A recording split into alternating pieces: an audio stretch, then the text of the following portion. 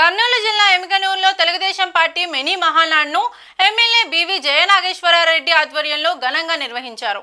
ముందుగా ఎన్టీఆర్, స్వర్గీయ మాజీ మంత్రి బివి మోహన్ రెడ్డి చిత్రపటాలకు పూలమాలలు వేసి నివాళులర్పించి కార్యక్రమాన్ని ప్రారంభించారు.